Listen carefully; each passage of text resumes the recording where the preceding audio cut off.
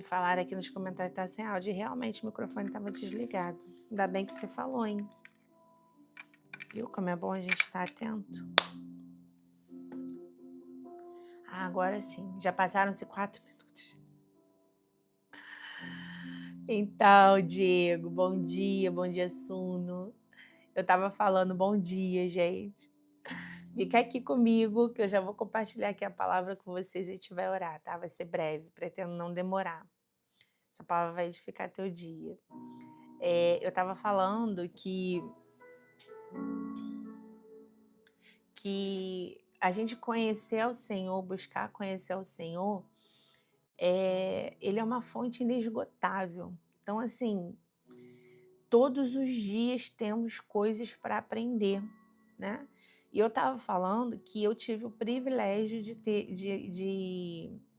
ter nascido numa família cristã, né? Num berço evangélico, como muitos dizem. E mais que isso não significa nada, tá? Por quê? Mesmo que a gente venha de uma família cristã, a gente precisa ter um encontro com Cristo. A nossa vida não pode ser baseada por religiosidade, mas sim por uma vida de intimidade. Era o que eu estava falando aqui, enquanto o microfone não estava sem som. Então a gente precisa ter aquele encontro com o Senhor, a gente precisa ter uma vida de amizade com o Espírito Santo, de revelação, de andar com Ele, não uma vida religiosa, como muitos têm, mesmo aqueles que nasceram no Evangelho. Então a gente precisa ter esse momento, essa virada de chave, né? E mesmo eu tendo nascido num lar cristão, eu aprendo até os dias de hoje. Eu tenho 38 anos. E tem coisas que eu ouço que eu nunca ouvi durante toda a minha vida sobre o Evangelho, sobre Cristo, sobre a palavra do Senhor. Então, para vocês terem noção do quanto temos que aprender com o Senhor. Então, aqui a gente compartilha uma devocional, que é uma palavra que vem para alimentar a nossa fé, né, para trazer uma reflexão. Mas a verdade mesmo, a gente tem que ter uma sede por Ele, sabe? De querer conhecer Ele, de estar nos cultos, de ouvir cada vez mais sobre Ele, ao ponto da gente sentir o cheiro de Deus, o perfume de Deus, de tanta intimidade, sabe? Isso é o que eu busco para minha vida, né? Então vamos orar agora, já que eu já perdi um tempo que eu estava sem áudio. E vamos orar e eu vou compartilhar aqui para vocês a palavra do céu, tá? Só vou entregar esse momento ao Senhor. Deixa eu ver aqui, irmã está enfermo. Vou orar pela sua irmã. Eu não sou boa de tradução não, mas vamos lá. Senhor, eu quero te entregar, Deus, esse momento da tua palavra nas tuas mãos. Eu quero te pedir, Espírito Santo, que o Senhor possa conduzir esse momento, que o Senhor possa colocar as palavras, Senhor, na minha boca, possa me direcionar, que essa palavra possa gerar frutos na vida dos meus irmãos, que possa abençoar a vida deles, que possa trazer luz para a mente deles, em nome de Jesus. Nos guia, Senhor, a toda a verdade. Deus, eu quero colocar a petição das orações dos meus irmãos que estão aqui. O Senhor conhece a necessidade de cada um deles. Eu vi aqui nos comentários que tem uma irmã que está enferma, que o Senhor possa trazer a tua cura, Senhor, sobre essa mulher, que ela possa ter um encontro contigo e essa cura possa servir para honrar o teu santo nome, Jesus. Guarda a nossa vida, guarda esse momento. Abre a nossa mente e o nosso coração para receber a tua palavra. Essa é a minha oração em nome de Jesus. Amém. Amém. Hoje eu quero compartilhar com vocês uma palavra que está em 2 Pedro, capítulo 3, versículos 8 e 9. Diz assim, 2 Pedro, capítulo 3, versículos 8 e 9. Diz assim, não se esqueçam disso, amados. Para o Senhor, um dia é como 1000 anos, e 1000 anos como um dia. O Senhor não demora em cumprir a sua promessa, como julgam alguns. Ao contrário, ele é paciente com vocês, não querendo que ninguém pereça, mas que todos cheguem ao arrependimento. Olha que palavra linda que Pedro está falando aqui, né? Deus, ele não chega atrasado, meu irmão, minha irmã. Olha que palavra linda. O tempo do Senhor é completamente diferente do nosso. E hoje nós estamos no meio de um tempo, de uma geração que sofre de ansiedade. E o que é a ansiedade? É a pressa pelo futuro. É a pessoa que está querendo que as coisas aconteçam logo, aconteçam logo. E aqui na palavra que a gente acabou de dizer, diz que, ao contrário, o Senhor é paciente com a gente. Ele não quer que nenhum de nós pereçamos, soframos, mas que cheguemos ao arrependimento. Ou seja, é como um pai com um filho pequeno. Ele não quer acelerar o crescimento daquela criança, não. Ele quer viver todas as fases do filho. Então, assim como um pai, Deus, ele é paciente conosco. Ele quer viver todas as fases, todos os dias conosco. Ele não quer que a gente já seja adolescente ou adulto, cresça logo e saia de casa, não. Pelo contrário, ele quer que a gente seja aperfeiçoado dia a dia, ele quer que a gente aprenda a dar os primeiros passos, ele quer que tenha a parte da introdução alimentar, ele quer que a criança vá sabendo aprender a andar, aprender a falar, a ter novos amigos, ele quer ver o nosso progresso, mas ele quer ver a nossa maturidade para que a gente chegue ao nosso arrependimento. Ontem eu falei, não sei se foi ontem, mas teve um dia que eu comentei isso, que eu ouvi de um pastor, quando ele falou assim, Deus, ele não tem pressa com a gente. Logo, o que que o maligno quer? Que a gente se apresse. Então essa vida insana, louca, de correr, de tentar fazer tudo, colocar braço e pernas pelas mãos, isso é uma coisa maligna. A gente tem que buscar viver uma vida desacelerada, uma vida simples, uma coisa de cada vez, porque Deus não tem pressa. Nós lemos aqui na palavra do Senhor. Deus não tem pressa. E eu quero dizer algo mais para você. O que a gente está vivendo hoje não é o reflexo do que realmente somos. Deus já viu o nosso final. Se um dia para Deus é como 1000 anos e 1000 anos como um dia, o que estamos vivendo agora já passou para Deus. A palavra diz que é como um sopro, como um vento. Então, nada foge do controle do Senhor. Tudo que estamos vivendo hoje está dentro dos planos de Deus. Ele já sabe o que vai acontecer contigo amanhã, ele já sabe que. Ele sabe. Ah, mas então eu não tenho livre-arbítrio. Você tem o livre-arbítrio. Mas ele já sabe. Ele já conhece.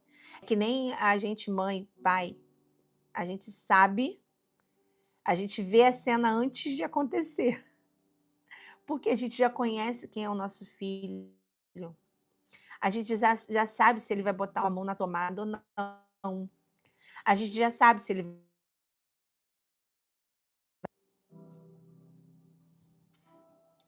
A gente já sabe se vai estar.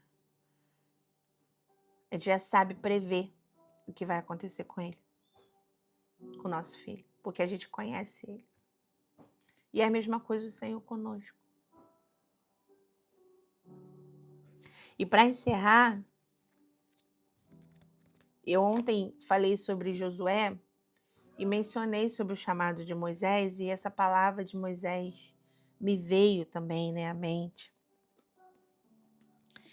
Quando Deus chama Moisés, Moisés, ele fala tudo de ruim para Deus. Lá no meio da sarça, Deus falou: Moisés, antes dele falou tirar as sandálias e tal, ele falou: Moisés, eu tenho ouvido as orações dos israelitas e realmente tenho visto que os egípcios estão oprimindo o meu povo. Agora vá e liberte o meu povo das mãos de Faraó. Aí começa Moisés a botar um monte de negativa. Ele falou: quem sou eu para ir diante de Faraó e libertar o povo de Israel? Ou seja, no primeiro momento ele falou: eu não tenho capacidade. Como se fosse por ele alguma coisa, né? E o Senhor disse: não, eu estarei com você. Você não vai sozinho, eu não estou te dando a missão para tu ir sozinho, eu vou com você. Aí depois ele falou: tá, eu vou. Mas e se eles não acreditarem em mim? E se eles falarem que Deus não falou nada comigo? Aí Deus foi lá e falou assim: não, pega sua vara na sua mão, você vai mostrar esses sinais aqui, vai mostrar que eu sou Deus. Aí ele falou: mas aí ele vai falar que Deus. Eu vou lá falar com eles e vou falar que Deus falou comigo, vai perguntar qual o nome do seu Deus. Você fala, o meu nome é Eu Sou, porque Ele é. Deus não é explicado, Ele não foi criado por ninguém. Ele simplesmente é e sempre foi e sempre será. E Moisés veio e falou e começou a botar um monte de objeção. E no final Moisés falou: Deus. Ele falou: não sei falar. Aí falou: Deus, manda outro no meu lugar. Aí a palavra diz que Deus se irou. Só que por que eu estou falando dessa passagem do chamado de Moisés? Porque quando, eu creio, foi a minha reflexão, quando Deus estava ali com ele no meio da sarça, fazendo esse envio de Moisés, Deus já tinha visto tudo que teria acontecido. Deus já tinha visto tudo, meu irmão, minha irmã. Então, às vezes, a gente acha que Deus pede coisas para a gente incabíveis. Mas se Ele está pedindo, é porque Ele vai patrocinar. É porque Ele dá conta. Ele dá conta. Olha aqui que eu vou ler para você. Em Deuteronômio, antes do primeiro capítulo de Josué, Deuteronômio capítulo 33, olha o que fala de Moisés, fala da morte de Moisés. Deuteronômio 34, versículo 10. Em Israel nunca mais se levantou profeta como Moisés, a quem o Senhor conheceu face a face e que fez todos aqueles sinais e maravilhas que o Senhor o tinha enviado para fazer no Egito contra Faraó, contra todos os seus servos e contra toda a sua terra. Pois ninguém jamais mostrou tamanho poder como Moisés, nem executou os feitos temíveis que Moisés realizou aos olhos de todo o Israel. No capítulo que diz a morte, diz que nunca houve um profeta em Israel que nem Moisés. E que ele fez feitos, coisas temíveis, de gerarem medo. Então eu creio que quando o Senhor chamou Moisés lá, que ele deu todas aquelas objeções, falou assim: não dá, por fim manda outro. Aí eu acredito que Deus estava olhando para ele assim, com todo amor, respondendo os questionamentos. Mas eu imagino, falando assim: Moisés, eu estou imaginando, tá, gente? Eu já te vi lá no final. Eu já vi tudo que você vai fazer. Eu já vi você subindo no Monte Sinai e ficando comigo lá mais de 30 dias. Eu já vi o mar se abrir. Eu já vi os cavaleiros se afogarem. Eu já vi, Moisés, eu já vi o teu amor por mim, a tua obediência. Eu já vi o maná descer. Eu já vi tudo isso, Moisés. Eu já vi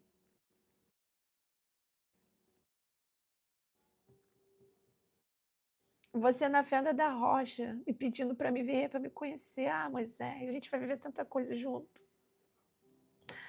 Só me obedece. Ai, gente, eu amo o Senhor. Quando a gente tem o entendimento da palavra. Eu não me aguento.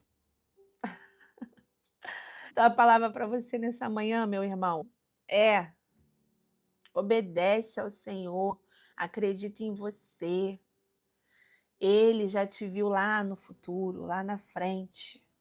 Você não é o que você está vivendo hoje. As circunstâncias não definem quem você é. O que a gente vive hoje é uma coisa temporal, uma coisa passageira, temporária.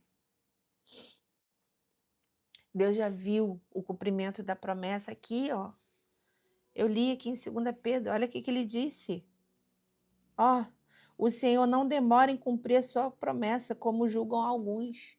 Ou seja, ele vai cumprir a promessa que ele te deu. Confia, acredita. Ah, Priscila, mas está tendo enfermidade na minha casa. Ah, Priscila, mas eu estou sem dinheiro para isso. Meu irmão, as coisas vão se levantar. O próprio Jesus disse que sofreríamos aflições nesse mundo. Mas ele falou, gente, tenham bom ânimo. Se animem. Mudem o sentimento de vocês. Renove as suas forças. Voem como asas de águia.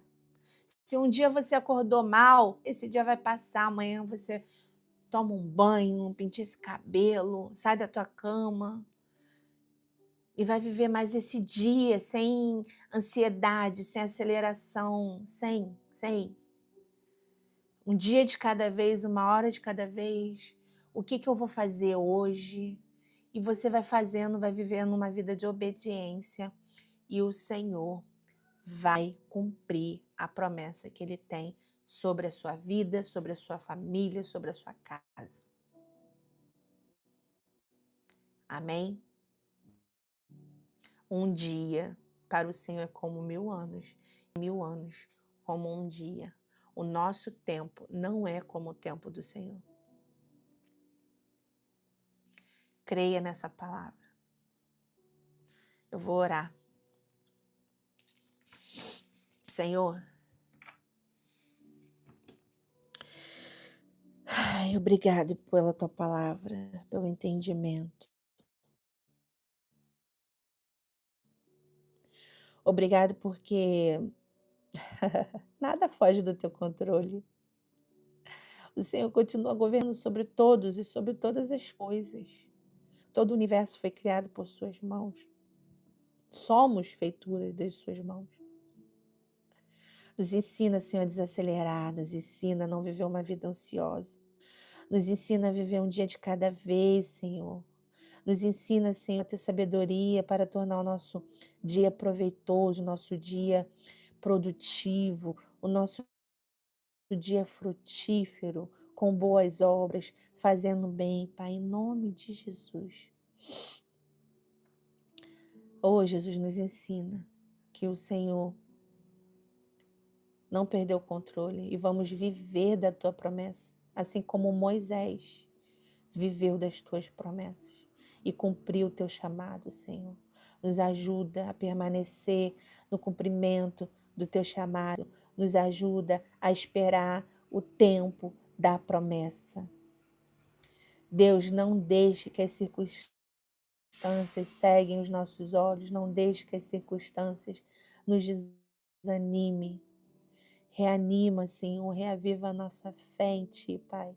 Que os nossos olhos estejam, Senhor, voltados para o alto, que é de onde vem o nosso socorro, Jesus. Essa é minha oração nessa manhã, Deus. Cumpra as Tuas promessas sobre as nossas vidas e nos fortalece para que possamos permanecer. Em nome de Jesus. Em nome de Jesus. Amém. Amém. Vocês que estão aqui no chat comigo, se não me segue, se não se inscreveu ainda no canal, peço para se inscreverem, para continuar a acompanhar todo dia. Tem devocional de segunda a sexta. Eu tenho começado às 9 horas, mas pode ser que eu comece um pouco antes, entre 8 e 9 horas, tá bom? E foi uma bênção o dia de hoje, que essa palavra possa gerar vida e fruto no seu coração. E mais uma vez eu peço, você foi alimentado por essa palavra te ajudou. Então compartilha com alguém que você ama, clica no aviãozinho, copia o link, manda pelo WhatsApp, entendeu? Porque você vai estar edificando. Eu não estou ganhando nada com isso aqui. O meu canal ele é novo, eu não tenho pretensão de ganhar dinheiro com isso. O objetivo do engajamento é para alcançar mais vidas, para que essa palavra abençoe mais pessoas. Então, se você foi alimentado por essa palavra, compartilha também. Amém? Um beijo, Deus abençoe vocês. Muito obrigada e até amanhã.